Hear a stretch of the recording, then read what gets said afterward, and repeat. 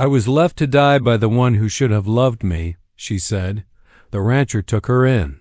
The blood on her wedding dress had dried to a rust-colored stain by the time Cordelia Ashworth collapsed against the weathered fence post. Her bare feet, cut and swollen from 3 days of walking across the unforgiving Texas plains, could carry her no further. The sun blazed mercilessly overhead, and buzzards circled in the distance like harbingers of death.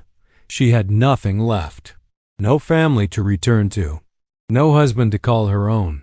No future beyond this moment of surrender. What she did not know was that salvation often comes disguised as a stranger with calloused hands and eyes that have seen too much suffering. Thaddeus Kane had been riding the boundary of his ranch when he spotted the figure slumped against his fence. At first, he assumed it was another drifter looking for work or handouts. The drought had driven many desperate souls across his land. But as he drew closer, his weathered face hardened with concern. A woman, young, wearing what had once been a beautiful white gown, now torn and stained with dirt, blood, and tears. Her dark hair hung in matted tangles around a face that spoke of both beauty and recent trauma. Even unconscious, she clutched something tight against her chest. Thaddeus dismounted his bay gelding and knelt beside her, checking for signs of life. Her pulse was weak but steady. Dehydration and exhaustion had claimed her consciousness, but she would live if he acted quickly. He lifted her carefully, noting how light she felt in his arms, how her body seemed to fold into itself like a broken bird. The object she clutched was a crumpled photograph. Even from his brief glimpse, he could see it showed a man in a fancy suit standing beside this same woman, both smiling on what appeared to be their wedding day. The ranch house sat 2 miles back from the main road, a sturdy structure of timber and stone that Thaddeus had built with his own hands after the war. It was a practical home for a practical man, lacking the feminine touches that might have graced it had circumstances been different. The front porch offered shade, and the well out back promised the clean water this woman desperately needed. Thaddeus carried her inside and laid her on the sofa in his modest parlor. The room smelled of leather, tobacco, and the lingering aroma of morning coffee. Sunlight filtered through simple curtains, casting gentle patterns across the wooden floor. He fetched water and cloths, then set about the careful work of tending to her injuries. Her feet were in the worst condition, cut by rocks and thorns, blistered from walking in unsuitable shoes that she had apparently lost somewhere along her journey. Her hands bore similar wounds, and her face was sunburned despite the protection her hair might have offered. As he cleaned her wounds with gentle efficiency, Thaddeus found himself wondering what had driven this woman to walk barefoot across the Texas wilderness in a wedding dress. The gown was expensive, made of fine silk and delicate lace that spoke of wealth and careful planning. Yet here she was, alone and injured, clutching a photograph like a lifeline to a life that had clearly crumbled. Cordelia stirred as the cool water touched her fevered skin. Her eyelids fluttered, revealing eyes the color of storm clouds, gray-green and filled with a wariness that suggested recent betrayal. She tried to sit up, panic flooding her features as she took in her unfamiliar surroundings. "Easy now," Thaddeus said, his voice carrying the quiet authority of a man accustomed to gentling spooked horses. "You are safe here. I found you collapsed on my land." She studied his face with the desperate intensity of someone who had learned not to trust easily. Thaddeus Kane was not a handsome man in the classical sense, but his features held an honest strength that spoke of integrity. His brown hair was streaked with premature silver, and lines around his blue eyes suggested a man who had faced both laughter and sorrow. His hands, she noticed, were steady and sure as he tended to her wounds. "Where am I?" she whispered, her voice hoarse from dehydration and disuse. "My ranch, about 15 miles northwest of Cedar Grove. The name is Thaddeus Kane." He continued his careful ministrations, not pushing for information she might not be ready to share. "You have been unconscious for several hours. When did you last eat?" Cordelia tried to remember. The days since her wedding had blurred together in a haze of shock, betrayal, and desperate flight. "I cannot recall," she admitted. Thaddeus nodded without judgment. "I will prepare something simple. Your stomach will need time to adjust." He rose and moved toward the kitchen, pausing at the doorway. "There are clean clothes in the bedroom if you wish to change. They belonged to my sister, but she was about your size." The kindness in his voice nearly broke her composure. After 3 days of believing herself completely alone in the world, this stranger's simple offer of food and clothing felt like a miracle she did not deserve. "Why are you helping me?" she asked, the question escaping before she could stop it. Thaddeus turned back, his expression thoughtful. "A man who would not help a woman in distress is no man at all," he said simply. "Rest now. We can talk when you have recovered your strength." Alone in his parlor, Cordelia allowed herself to truly look at her surroundings. The room was sparse but comfortable, furnished with well-made pieces that spoke of quality rather than ostentation. A stone fireplace dominated one wall, and bookshelves lined another. She could see titles ranging from practical farming manuals to classic literature. This was the home of an educated man, despite his rough exterior. She looked down at the photograph still clutched in her hands. Marcus Whitmore smiled back at her from the faded paper, his arm around her waist, his expression one of satisfied possession rather than love. She had been too young and naive to recognize the difference then. The memory of their wedding day 3 days ago felt like a lifetime. She had stood at the altar of Cedar Grove's finest church, surrounded by the town's most prominent citizens, believing herself the luckiest woman alive. Marcus Whitmore was wealthy, respected, and had chosen her from among all the eligible young ladies in town. What she had not known was that he had chosen her specifically because of her youth and inexperience, because she would be easy to control and unlikely to question his darker appetites. The wedding reception had been lavish, held at the Whitmore mansion on the hill overlooking Cedar Grove. Cordelia had felt like a princess in her expensive gown, dancing with her new husband while the elite of society looked on approvingly. Her own parents had died in a fever epidemic 2 years earlier, leaving her with only a modest inheritance and the guardianship of the local pastor.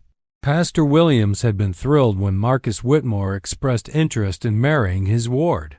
A nightmare had begun that very night. Marcus had shown his true nature once they were alone in the bridal suite.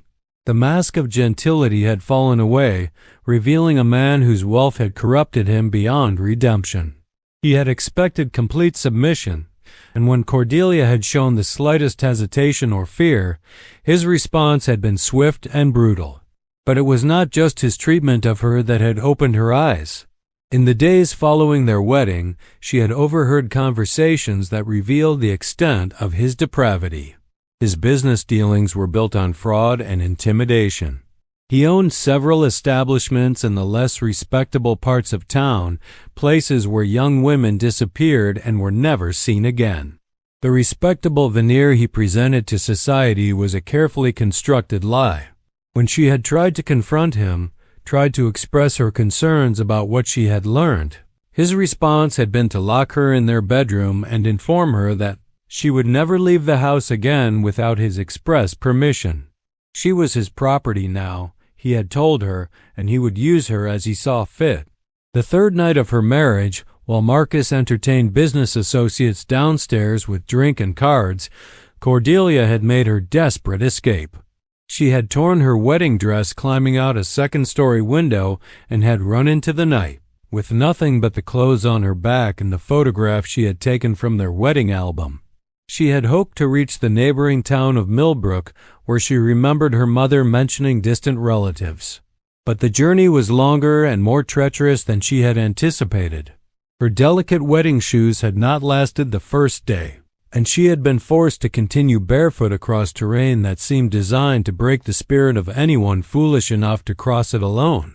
Now, sitting in this stranger's parlor, she wondered if she had merely traded one prison for another. Men with power, she had learned, rarely helped without expecting something in return. The sound of Thaddeus moving around in the kitchen reached her, along with the aroma of something simple and nourishing cooking on the stove. Despite her wariness, her stomach cramped with hunger, reminding her of how long it had been since she had eaten anything substantial. She forced herself to stand on trembling legs and made her way to the bedroom he had indicated. It was simply furnished with a wooden bed, a chest of drawers, and a small mirror.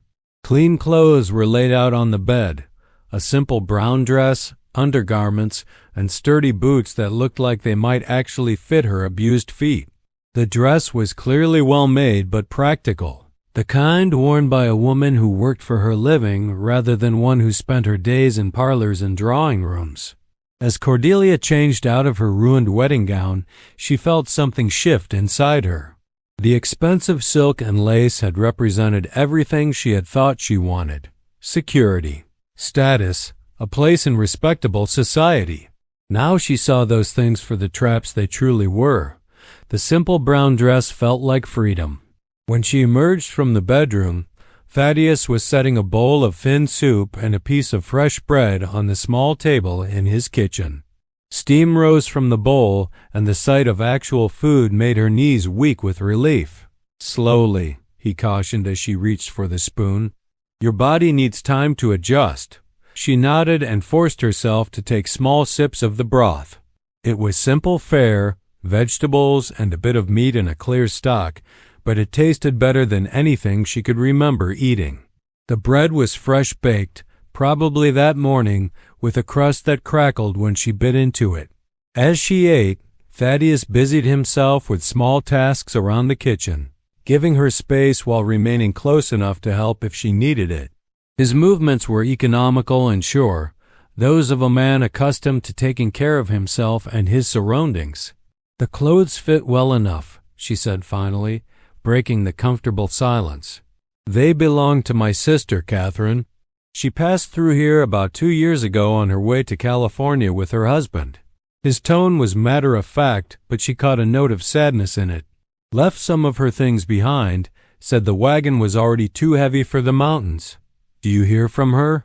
"Letters, when the mail gets through. She seems happy enough. Her husband is a good man, treats her well." He glanced at the photograph she had placed on the table beside her bowl. "Cannot say the same for all men, it seems." Cordelia followed his gaze and felt her appetite fade. "No," she said quietly. "They cannot." Thaddeus poured himself a cup of coffee and sat across from her at the small table. "I am not going to press you for details," he said, "but if there is someone looking for you, someone who might bring trouble to this place, I need to know." She met his steady gaze, seeing no judgment there, only practical concern. "My husband," she said, the word tasting bitter on her tongue. "Marcus Whitmore of Cedar Grove. We were married 3 days ago." Recognition flickered in Thaddeus's eyes. "I know the name. Wealthy man, owns considerable property in town. He owns people too," Cordelia said, surprised by the bitterness in her own voice. "Or thinks he does. I learned things about him, about his business, things that no decent person should know. When I tried to leave, he made it clear that I was his property now to use as he saw fit." Thaddeus's jaw tightened almost imperceptibly. "And so you ran." "So I ran." She looked down at her hands, noting how the simple work of eating soup had made her feel stronger. "I have nowhere to go. No family. No friends who would take me in against Marcus's wishes. He has influence, money. People in Cedar Grove will do what he tells them." "Cedar Grove is 15 miles from here," Thaddeus said. "Different county, different sheriff. Marcus Whitmore's influence does not reach this far." Hope flickered in her chest, fragile as a candle flame in wind. "You would let me stay?" "For now," he said carefully. "Until you decide what you want to do next. But I will not lie to you about what that means. This is a working ranch. I cannot afford to keep anyone who does not contribute. If you stay, you work." The prospect of work, of earning her place rather than existing at someone's pleasure, felt like another kind of freedom. "I can work," she said quickly. "I can cook, clean, tend animals. My parents owned a small farm before they died. I know something about that life. Good. Thaddeus stood and carried his coffee cup to the window, looking out at the vast expanse of his land. There is a storm coming in, he observed. We will be spending the day indoors. Tomorrow, if you are feeling stronger, I will show you around the property. As if summoned by his words, thunder rumbled in the distance. The afternoon light had grown gray and heavy, and Cordelia could see dark clouds building on the horizon. The idea of a storm no longer frightened her as it might have 3 days ago. Here, in this solid house with this steady man, it felt like protection rather than threat. "Mr. Kane," she said as he prepared to leave the kitchen. "Thaddeus," he corrected gently. "Thaddeus, why did you not ask more questions? Most men would want to know exactly what I was running from, would want proof that I was telling the truth." He turned back to face her, and she saw something in his expression that spoke of old pain carefully controlled. "Because I have learned that women do not run barefoot across 15 miles of wilderness without cause," he said simply. "And because I believe every person deserves the chance to start over, regardless of what came before." The storm struck with typical Texas fury, bringing sheets of rain that drummed against the windows and wind that howled around the corners of the house. Cordelia found herself grateful for the solid walls and tight roof that kept the weather at bay. In her flight across the plains, she had endured one night of rain that had soaked her to the bone and left her shivering until dawn. Thaddeus had given her free rein of the house while he tended to paperwork in his small office. She explored carefully, not wanting to intrude but curious about the man who had taken her in. The house told the story of someone who valued function over form, but was not without appreciation for beauty. The furniture was well made, the books were well read, and small details spoke of a man who took pride in his surroundings. In the parlor, she found a photograph on the mantelpiece showing a younger Thaddeus in a Union Army uniform, standing with a group of other soldiers. The war had ended more than a decade ago, but she could see its marks in the lines around his eyes and the set of his shoulders. "Antietam," he said from the doorway, making her jump slightly, "took that photograph the day before the battle. Half those boys did not make it through." "You served with honor," she said, noting the sergeant's stripes on his uniform sleeve. "I served," he replied, neither confirming nor denying the honor part. "Came home to find my parents dead of fever and the farm mortgage to pay for medicine that did not save them. Started over with nothing but what I could carry in a saddlebag, and built all this." She gestured around the comfortable room. "Built what I needed. Nothing more, nothing less."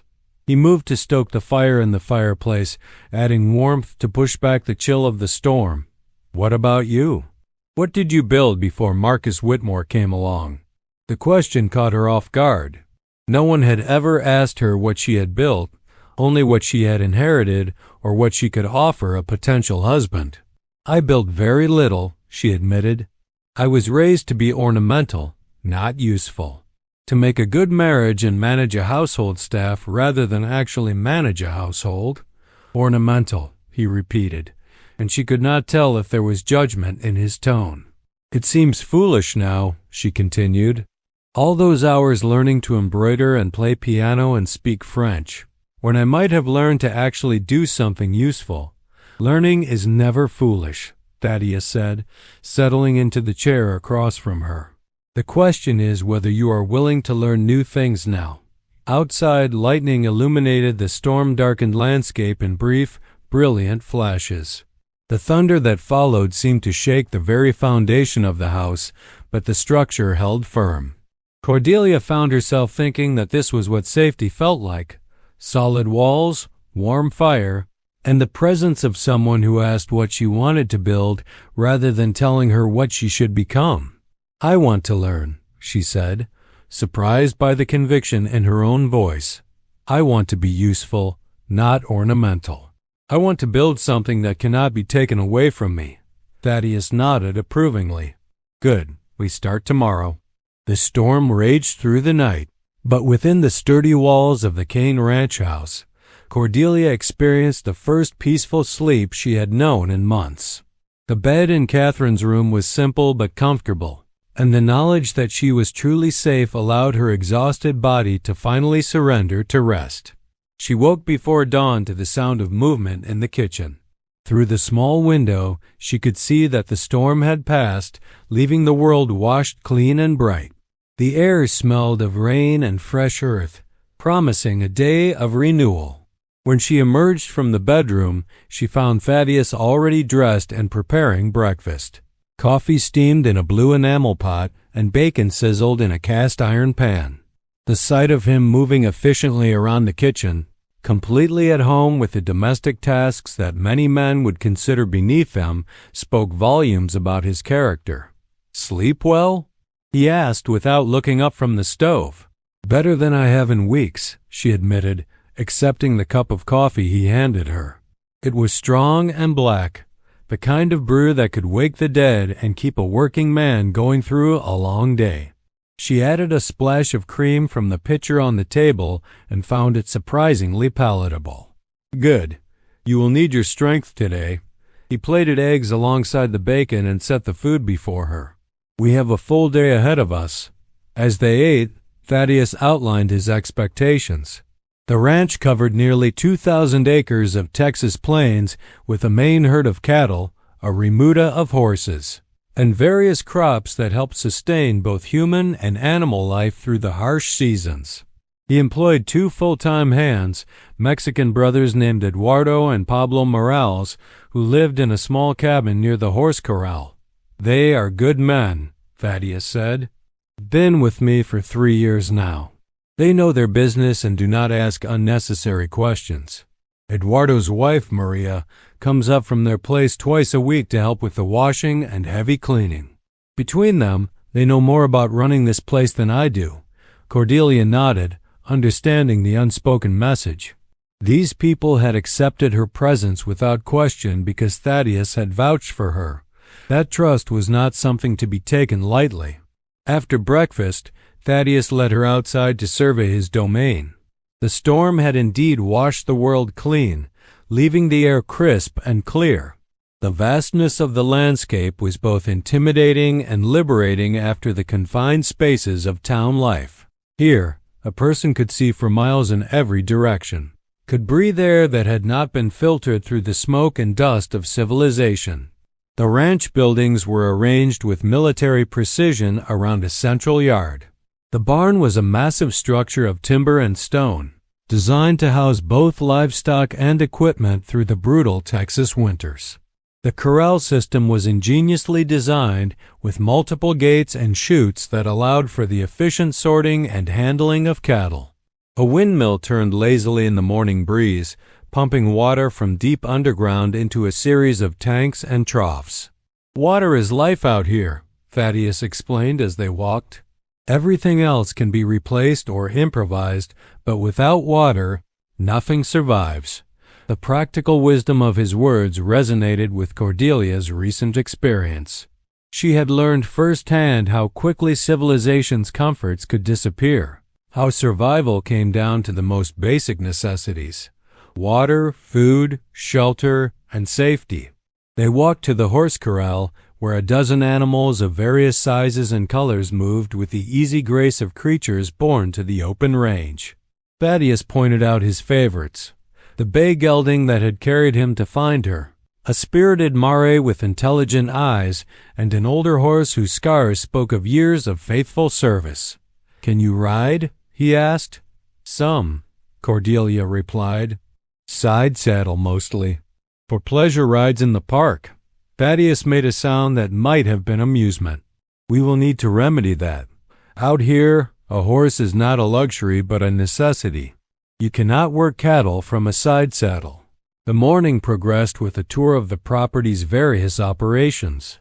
The vegetable garden, maintained primarily by Maria Morales, provided fresh produce through the growing season.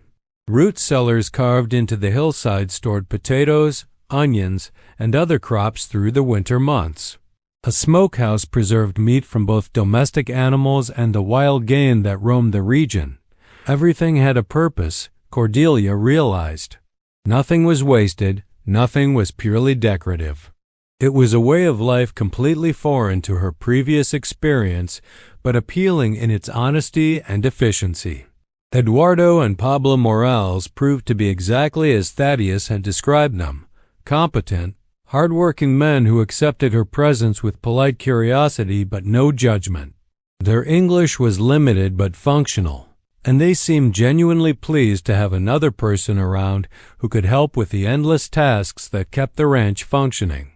As the day progressed, Cordelia found herself assigned to increasingly demanding tasks. She helped Maria hang laundry on lines strung between the house and barn, learning to judge wind direction and clothespin placement to ensure everything dried properly without being blown away. She assisted Eduardo with feeding the chickens, discovering that the seemingly simple task required timing, patience, and a thorough understanding of chicken psychology. The work was harder than anything she had ever done, but there was satisfaction in it that surprised her. At the end of each task, she could see tangible results: clean clothes flapping in the breeze, contented chickens pecking at their feed, a garden free of weeds that might choke the growing vegetables. By midday, her muscles ached in ways they never had before, but it was a good ache, the kind that spoke of useful effort rather than idle discomfort. When Thaddeus called a halt for the noon meal, she was genuinely hungry rather than merely following social convention. They ate in the kitchen, a simple meal of bread, cheese, and cold meat left from breakfast. The conversation was minimal but comfortable, each person focused on the food and the afternoon's tasks ahead. It occurred to Cordelia that this was what family meals might be like in a working household: functional rather than ceremonial, nourishing rather than performative. "This afternoon, we checked the northern fence line," Thaddeus announced as they finished eating. "Recent storms sometimes wash out the posts or tangle the wire. Eduardo will take the eastern section, Pablo the western. You and I will take the middle." The prospect of riding out across the range both thrilled and terrified her. Her experience with horses was limited to sedate walks through town parks, not the kind of practical riding that ranch life demanded. But she was determined not to show weakness or hesitation. Thaddeus saddled a gentle Mare named Dulcie, explaining as he worked how to properly secure the rigging and adjust the stirrups. The saddle was nothing like the elegant side saddle she was accustomed to, but rather a working tool designed for long hours and practical use. "Forget everything you learned about pretty riding," he advised as he helped her mount. "Out here, staying on the horse is more important than looking graceful. Grip with your legs, keep your balance centered, and trust the animal to know her business." The first few minutes were terrifying. Dulcie was patient with her inexperience, but the sensation of sitting astride a large, powerful animal with no real control was unlike anything Cordelia had experienced. Gradually, however, she began to feel the rhythm of the horse's movement, to understand how her own body needed to move in harmony with the animal beneath her. They rode north across grassland that stretched to the horizon, the only landmarks being occasional stands of mesquite trees and the distant line of fence posts that marked the boundary of Thaddeus's property. The silence was vast and profound, broken only by the whisper of wind through grass and the steady cadence of hoofbeats. "It takes getting used to," Thaddeus said, noting her wide-eyed survey of the landscape, the quiet. "Most people from town find it unsettling at first." "It is not unsettling," Cordelia replied, surprising herself with the realization. "It is honest. Everything here is exactly what it appears to be. No pretense, no hidden meanings." "No," he agreed. "The land does not lie. Neither do the animals or the weather. Only people lie, and out here, lies do not survive long." They found 2 sections of fence that needed repair, posts that had been weakened by the storm's fury and wire that had been stretched beyond its breaking point. Thaddeus produced tools from his saddlebags and set to work with the efficiency of long practice. Cordelia watched carefully, learning the techniques that would allow her to handle similar problems independently in the future. "Hold this steady," he instructed, positioning her hands on a fence post while he secured new wire. The work required coordination and trust, each person depending on the other to do their part correctly. It was a kind of partnership entirely different from the subordinate role she had been expected to play in her marriage. As they worked, Thaddeus shared stories of the land and the challenges of ranch life. He spoke of drought years when the grass withered and cattle died, of winters so harsh that survival became a daily struggle, of market fluctuations that could make or break a year's work in a single transaction. But he also spoke of the satisfaction that came from building something lasting, from working in partnership with the land rather than in opposition to it.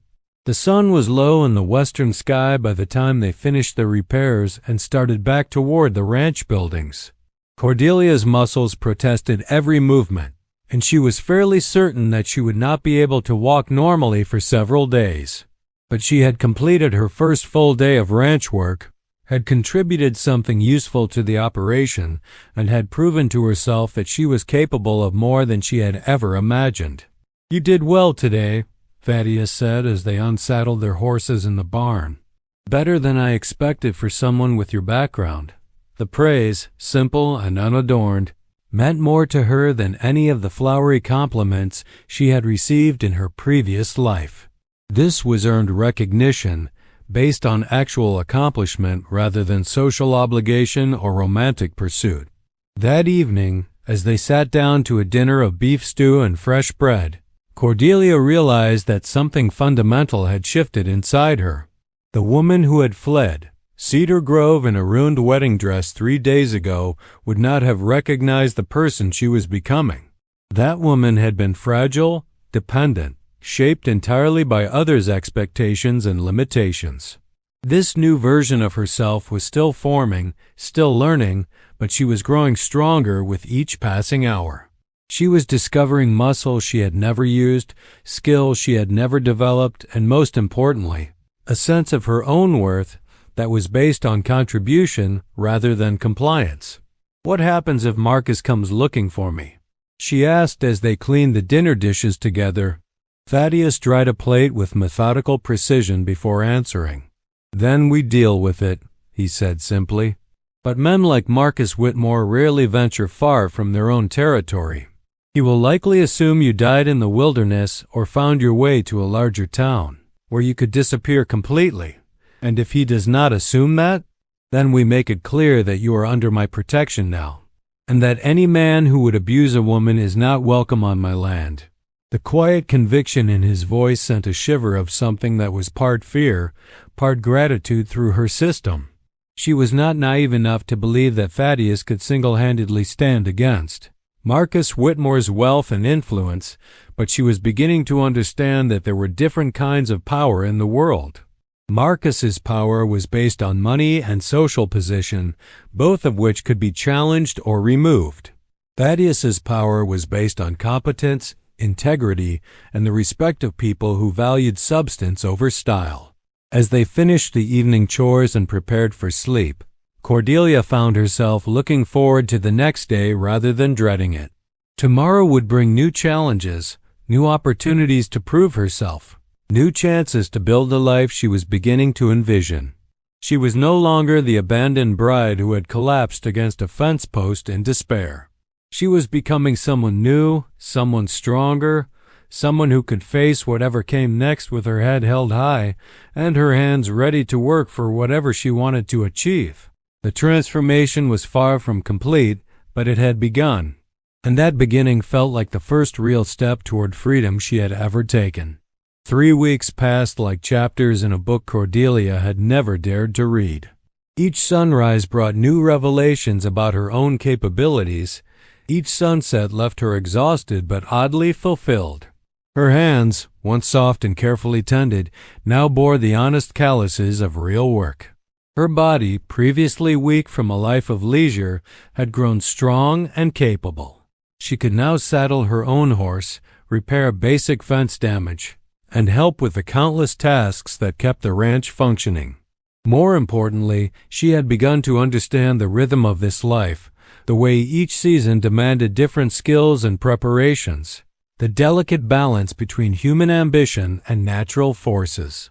Thaddeus proved to be a patient teacher, neither condescending to her inexperience nor pushing her beyond her current abilities. He seemed to understand instinctively when to offer guidance and when to let her figure things out for herself. Under his steady influence, she was becoming someone she barely recognized but deeply admired.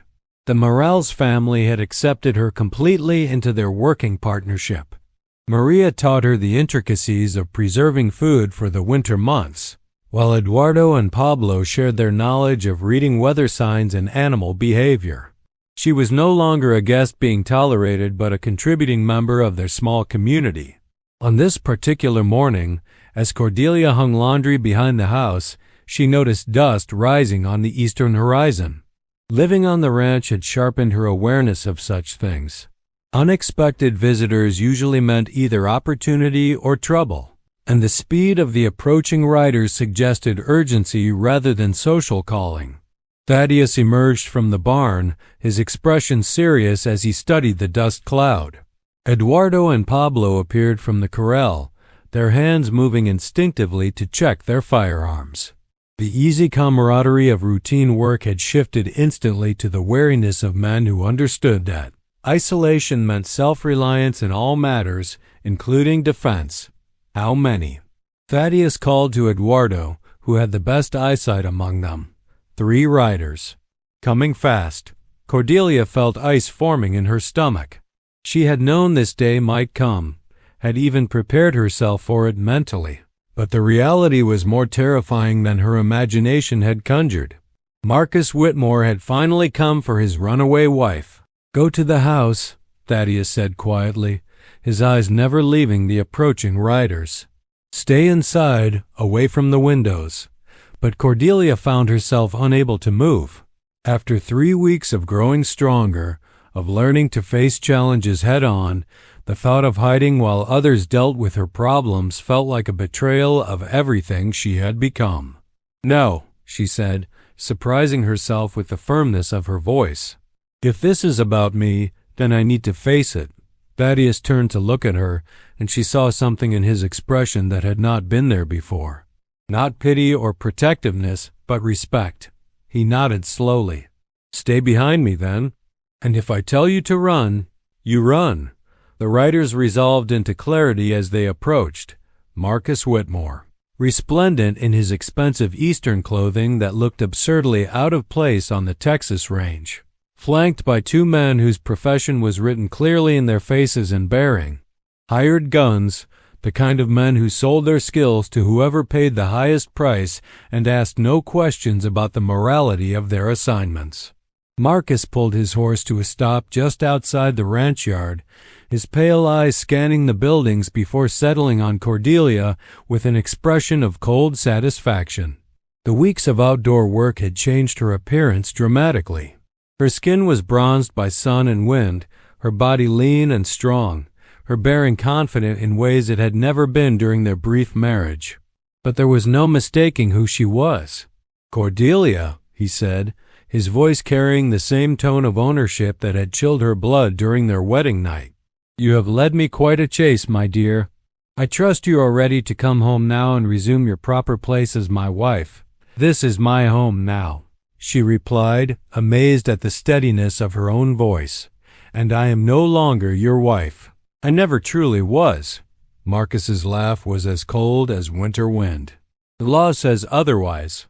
You are my legal property, bound to me by sacred vows and legal contract. These people who have harbored you are guilty of theft, and I have every right to recover what belongs to me." Thaddeus stepped forward, his movement casual but deliberate. "The lady says she does not wish to go with you. That settles the matter as far as I am concerned. And you are?" Marcus's tone carried the dismissive arrogance of a man accustomed to dealing with social inferiors. "Thaddeus Kane. This is my land, and she is under my protection." "Your protection?" Marcus looked around the modest ranch buildings with obvious disdain. "What protection could a dirt farmer possibly offer against the resources at my disposal? I own half the county, including the sheriff and most of the judges. If you interfere with my recovery of my lawful wife, I will have you arrested for kidnapping and theft." Your influence may reach far, Thaddeus replied calmly, but it does not reach here. This is Bastrop County, not your private kingdom. And the lady's wishes carry more weight than your legal papers. Marcus's facade of civilized discussion began to crack, revealing the brutal reality beneath. My wishes are the only ones that matter, he snarled. Cordelia is my wife, my property, and she will return with me today. Whether she does so willingly or requires persuasion is entirely up to her.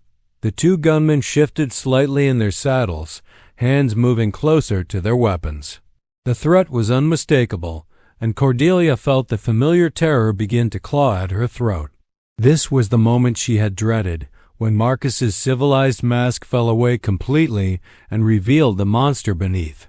But something unexpected happened. Instead of the crushing fear that had paralyzed her during their marriage, she felt anger rising like a tide. Clean, pure rage at this man who thought he could buy and sell human beings like livestock, who believed that legal documents gave him the right to destroy another person's spirit. I would rather die than return to you, she said, stepping out from behind Thaddeus despite his restraining gesture. You are an evil man, Marcus Whitmore, and I will not spend another day under your roof or subject to your will. Marcus's face flushed red with fury.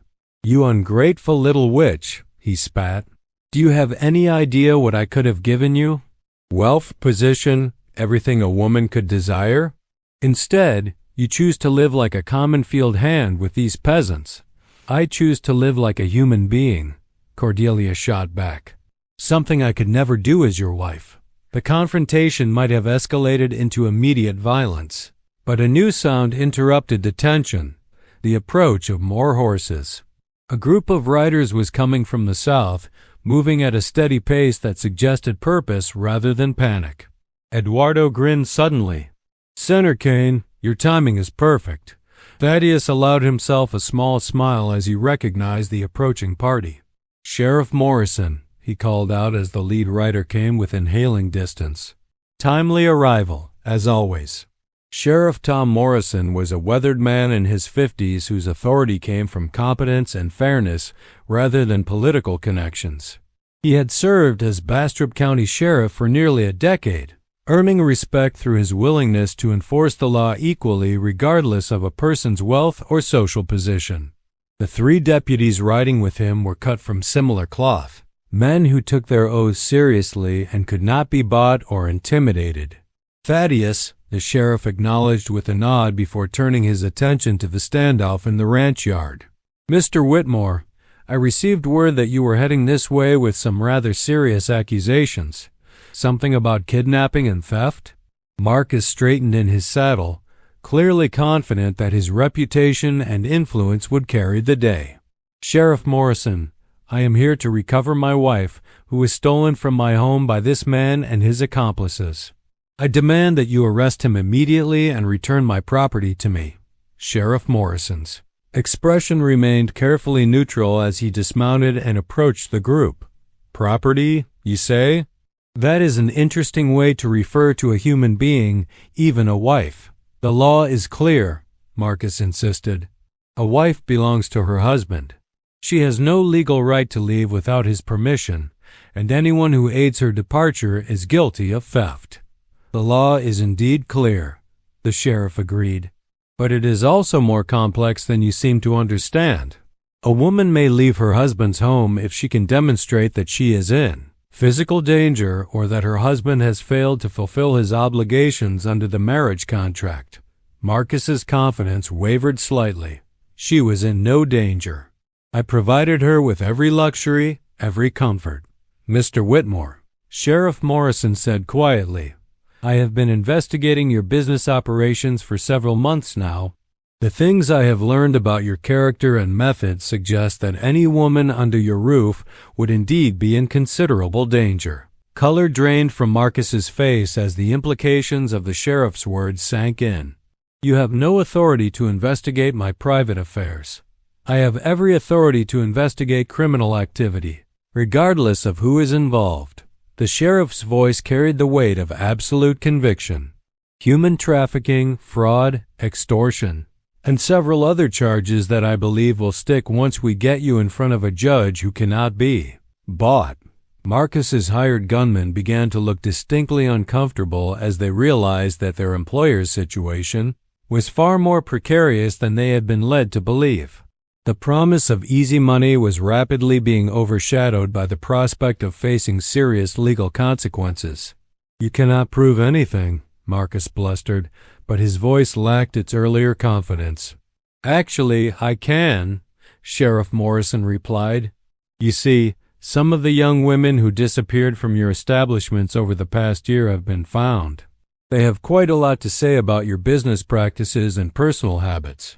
Combined with the testimony I expect to receive from your wife about her treatment during your brief marriage, I believe we have more than enough evidence to ensure you spend a very long time in prison." Cordelia felt something she had never experienced before, the intoxicating sensation of watching her tormentor become the victim. Marcus Whitmore, who had seemed so powerful and untouchable just moments before, was now clearly a cornered animal facing the collapse of his carefully constructed world. But cornered animals were often the most dangerous. "If I cannot have her," Marcus snarled, his hand moving toward the gun at his hip, "then no one can." The next few seconds unfolded with the strange clarity that sometimes accompanies moments of extreme crisis. Marcus drew his weapon with the desperate speed of a man who had nothing left to lose. One of his hired gunmen, perhaps finally understanding the full scope of what he had been hired to do, began to reach for his own gun while the other threw up his hands in surrender. Thaddeus moved with the fluid efficiency of a man whose reflexes had been honed by war and frontier life. His Colt appeared in his hand as if by magic, the barrel swinging toward the greatest threat with mechanical precision. Sheriff Morrison and his deputies reacted with similar speed, their weapons clearing leather in a coordinated response that spoke of years of working together. But it was Cordelia who acted first. Without conscious thought, she stepped directly between Marcus and Thaddeus, her hands spread wide as if she could physically stop the bullets that were about to fly. The gesture was both brave and foolish, the action of someone who had finally found something worth fighting for and refused to see it destroyed. "Stop!" she shouted, her voice carrying across the ranch yard with surprising authority. "Enough blood has been shed because of me. I will not have more death on my conscience." Marcus hesitated, his gun wavering as he stared at his wife's transformed face. This was not the frightened, submissive creature he had married. This woman stood tall and unafraid, her gray-green eyes blazing with a strength he had never seen before. "You want me to choose?" Cordelia continued, her voice growing stronger with each word. "Then I choose. I choose freedom over security, honest work over idle luxury, and respect over submission. I choose a life where I am valued for what I contribute rather than what I represent. Most of all, I choose to stand with people who see me as a human being rather than a possession to be owned." She turned to face Thaddeus, and everyone present could see the emotion shining in her eyes. "I choose you, Thaddeus Kane, if you will have me, not as property or obligation, but as a partner in building something real and lasting." The moment stretched taut as a bowstring, balanced on the edge of violence or resolution. Marcus still held his gun, his face twisted with rage and defeat. The hired gunman waited for orders that might never come. Sheriff Morrison and his deputies maintained their vigilant readiness to end the threat if necessary. But Thaddeus slowly holstered his weapon and stepped forward to stand beside Cordelia, his hand finding hers with gentle certainty. "I would be honored," he said simply. Marcus Whitmore looked around the ranch yard, seeing his isolation and defeat reflected in every face. His hired gunmen had lowered their weapons and were clearly preparing to distance themselves from their employer's fate. Sheriff Morrison waited with the patience of a man who knew that justice would prevail regardless of how long it took. The fight went out of Marcus all at once, his shoulders sagging as he finally understood that his world of purchased loyalty and intimidated compliance had crumbled beyond repair. He lowered his gun and let it fall to the dust of the ranch yard. "Take him," Sheriff Morrison ordered his deputies, who moved forward to secure the prisoner. "Mr. Whitmore, you are under arrest for multiple charges including human trafficking, extortion, and attempted murder. You have the right to remain silent, though I suspect you will want to speak with a lawyer very soon." As the deputies led Marcus away, he turned back for one last look at the woman who had destroyed his carefully constructed empire simply by refusing to accept her assigned place in it.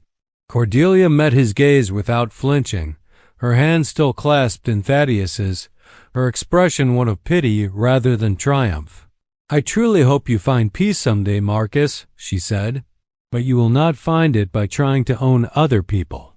The hired gunmen departed quickly, eager to distance themselves from the legal troubles that would surely follow. Sheriff Morrison lingered long enough to take Cordelia's statement about her treatment during her marriage, documentation that would be crucial in ensuring Marcus's conviction. As the dust settled and normal quiet returned to the ranch, Cordelia found herself standing in the yard with Thaddeus, Eduardo, Pablo, and Maria, the people who had become her chosen family over the past weeks. The crisis that had loomed over her life for so long was finally resolved, but more importantly, she had discovered who she truly was when stripped of all pretense and external expectation. "So," Thaddeus said, his blue eyes warm with affection and respect, "I believe you mentioned something about partnership." Cordelia smiled, feeling the last chains of her old life fall away completely. "I did indeed. Though I should warn you, I am still learning what that means." "Then we will learn together," he replied. "We have nothing but time." As the sun set over the Texas plains, painting the sky in shades of gold and crimson, Cordelia realized that her journey was not ending but truly beginning. She had been left to die by the one who should have loved her, but she had been saved by someone who valued her for exactly who she was becoming. The abandoned bride who had collapsed against a fence post in despair was gone forever. In her place stood a woman who had chosen her own path, built her own strength, and claimed her own future. She was no longer defined by what had been done to her, but by what she chose to do next, and what she chose was love. Not the possessive, destructive passion that Marcus had offered, but the steady, respectful partnership that grew from mutual admiration and shared purpose. Love that was earned rather than demanded, given freely rather than extracted by force. The ranch stretched around them in all directions, vast and full of possibility. There would be challenges ahead, seasons of hardship and abundance, moments of doubt and certainty. But they would face them together, as equals, building something that could not be bought or sold or taken away. Cordelia had learned the most important lesson of all, that true freedom was not the absence of commitment, but the power to choose your own commitments wisely. She had chosen Thaddeus, the ranch, and the life they would build together. But most importantly, she had chosen herself. The woman who had once been ornamental had become essential. The woman who had once been owned had become free. The woman who had once been abandoned had found her home. And that home was not a place but a person, not a building but a bond, not a destination but a journey they would take together, one day at a time, for as long as love and life would allow. In the gathering twilight, as the first stars appeared in the darkening sky, Thaddeus and Cordelia walked hand in hand toward the house they would share, ready to write the next chapter of their story together. Behind them, the plains whispered with wind and possibility, vast and eternal and free. The months that followed would test their resolve in ways neither could have anticipated. The trial of Marcus Whitmore became a sensation throughout Texas, drawing newspaper reporters from as far away as Dallas and Houston. Cordelia's testimony proved devastating to his defense, her quiet dignity in the witness box contrasting sharply with his desperate attempts to paint himself as the wronged party. When the verdict came down guilty on all counts, sentencing Marcus to 20 years in the state penitentiary, Cordelia felt no triumph, only relief that this chapter of her life was finally closed. She had testified not for revenge but for justice, speaking for the other women who had suffered under his cruelty and could not speak for themselves. The publicity brought unexpected visitors to the ranch, some seeking to satisfy their curiosity about the woman who had brought down one of Cedar Grove's most prominent citizens, others offering business opportunities or marriage proposals to the newly famous widow. Thaddeus and Cordelia received them all with polite courtesy but firm boundaries, making it clear that they had no interest in becoming public figures or capitalizing on their notoriety. What mattered to them was the life they were building together, one day at a time, one season at a time. The ranch prospered under their joint management, Cordelia's organizational skills complementing Thaddeus's practical knowledge in ways that benefited every aspect of the operation. The Morales family remained their closest neighbors and dearest friends, creating a community based on mutual respect and shared purpose rather than social obligation or economic necessity. On a crisp morning in late autumn, nearly a year after Cordelia's arrival at the ranch, she stood on the front porch watching the sunrise paint the eastern sky in shades of gold and rose. Her hand rested on the gentle swell of her abdomen, where new life grew beneath her heart. The child would be born in spring, when the world renewed itself and the cycle of life continued its eternal dance. Thaddeus emerged from the barn, his breath visible in the cool air as he completed the morning chores that had become as natural as breathing. He saw her standing there and smiled, the expression transforming his weathered features with warmth that reached all the way to his eyes. "Thinking deep thoughts?" he asked, joining her on the porch and wrapping his arms around her from behind. "Thinking grateful thoughts," she replied, leaning back against his solid chest. "Thinking about how far we have both traveled to reach this moment. Any regrets about the journey?" Cordelia considered the question seriously as she considered all important matters. The woman who had fled Cedar Grove in a torn wedding dress bore little resemblance to the person she had become. That woman had been weak, dependent, shaped entirely by others' expectations and limitations. This woman was strong, capable, defined by her own choices and achievements. "None," she said finally. "Not even the painful parts. They brought me here, to you, to this life we have built together. I would not change a single step of the path that led me home." The sun climbed higher, burning away the morning mist and revealing the vast expanse of their domain. Cattle moved slowly across distant pastures, horses grazed peacefully in the home corral, and smoke rose from the Morales cabin where Maria was preparing breakfast for her own growing family.